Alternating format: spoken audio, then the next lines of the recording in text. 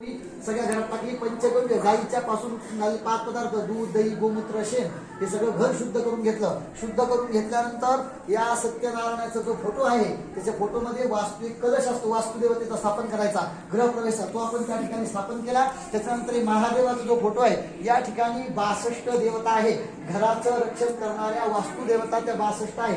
त्यांचं आपण पूजन करून त्या ठिकाणी तुम्ही जी वास्तूची प्रतिमा आणली होती त्याचं प्राण प्रतिष्ठा अभिषेक करून ते आपण त्या ठिकाणी स्थापन केलं. आता या ठिकाणी दादांच्या हाताने आम्ही नवग्रहांचं पूजन केलं. ते काय की या नवग्रहाच्या 42 देवता आहे. कशासाठी एखादा काही शनी अनिष्ट असतो, गुरु अनिष्ट असतो, त्याच्यामुळे काही नानाविध अडचणी आपल्याला निर्माण होतात. त्या अडचणी दूर व्हाव्या म्हणून या ठिकाणी आपण नवग्रहांचं पूजन केलं. आणि हा जो कळस आहे या ठिकाणी महादेवाचा आवाहन करून त्या ठिकाणी पूजन केलं. त्याच्यानंतर या देवतेला नैवेद्य दाखवला. त्याच्यानंतर आपण जे सप्तधान्य तुम्हाला सांगितलं गुरुनी 7 राशी ते नवग्रहांची पीडा होण्याची म्हणून त्या 7 राशींचं पूजन आहे हे त्यांचं पूजन झालं. त्याच्यानंतर देवाचं जे भोजन असतं भगवद्गीतेमध्ये श्रीकृष्णाने सांगितलंय की तुम्ही अग्नीमध्ये अर्पण करा. अग्नी म्हणजे माझं तोंडच ते त्या ठिकाणी तुम्ही अर्पण केलं की मला ते पोचल म्हणून आपण भगवंताच्या आज्ञेनुसार भगवद्गीतेनुसार तूप भात तीळ त्याच्यानंतर विविध प्रकारचं द्रव्य होमाच्यानंतर पायस हे भगवंताला आपण अग्नीला अर्पण केलं. त्यांना प्रार्थना केली की आमचं घर शुद्ध व्हावं, आमचं घर राहण्यायोग्य व्हावं, आमचं सगळ्यांचं कल्याण व्हावं म्हणून आम्ही तुम्हाला एक भोजन अर्पण करतो. ते भोजन घ्या, संतुष्ट राहा. त्याच्यानंतर आपण दही भात आणि उडीद घराच्या बाहेर ठेवला की परत तुम्हाला घरामध्ये काही बाधा राहिली असेल तर ती बाधा निघून जावी म्हणून दूध आपण ते दही भात बाहेर अर्पण केला. त्याच्यानंतर तुमच्या हातात सगळ्यांच्या हाताने आपण तूप टाकलं. कशासाठी की हवन करताना पूजा करताना काही चूक झाली असेल तुमच्याकडून, काही वेळेस आहुती कमी पडती, काही जास्त पडती, काही पूजा करताना काही मंत्र आमचे होतात, काही मंत्र झाल्यावर तुम्ही पूजा करतात, कधी आधीच पूजा करतात. ह्या सगळा दोष निघून द्यावा, तुम्हाला सगळं पूर्ण फळ याचं प्राप्त व्हावं म्हणून आपण तूप अर्पण केलं.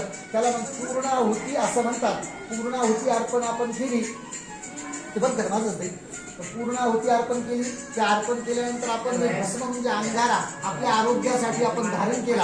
आणि हे धारण केल्यानंतर देवाला आपण महानैवेद्य दाखवला किंवा भगवंताने तुला नैवेद्य दाखवतो ते तुम्ही ग्रहण करा. नंतर आम्ही अन्नदान करणार आहे. आता तुम्ही जी वास्तू प्रतिमा आपण आणलेली आहे ती वास्तू प्रतिमा आपल्याला त्या खड्ड्यामध्ये आपल्याला ठेवायची आणि ती स्थापना करून घरामध्ये सद्गुरूंनी सांगितलं असेल घरामध्ये वाईट काही बोलायचं नाही. कारण वास्तू हा तथास्तू सगळं म्हणत असतो. तथास्तू तुमचं तुम्ही जे म्हणताल ते होतं म्हणून घरात कधी वाईट बोलायचं नाही. मुलांचं घरात संपलं असं काही म्हणायचं नाही बायकांनी.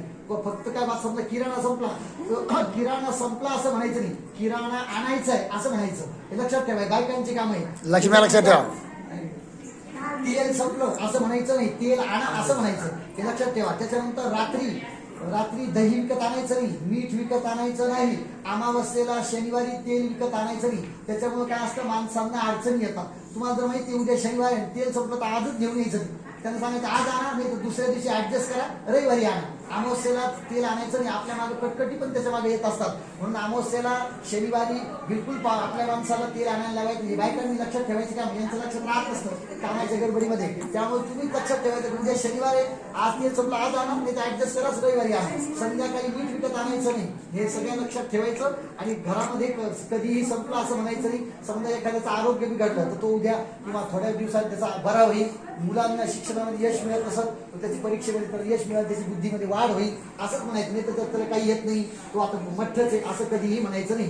त्यामुळे सगळं घरामध्ये चांगलंच बोलायचं. लक्षात ठेवा. वास्तूला नमस्कार करा. मी सांगतो ती प्रार्थना म्हणा पूजितोसी मया वास्तो होमाद्यै अर्चनैः शुभैः प्रसीद पाहि विश्वेश देहि मे गृहजम सुखम.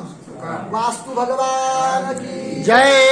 शिवम वास्तु शिवम वास्तु शिवम वास्तु शिवम वास्तु.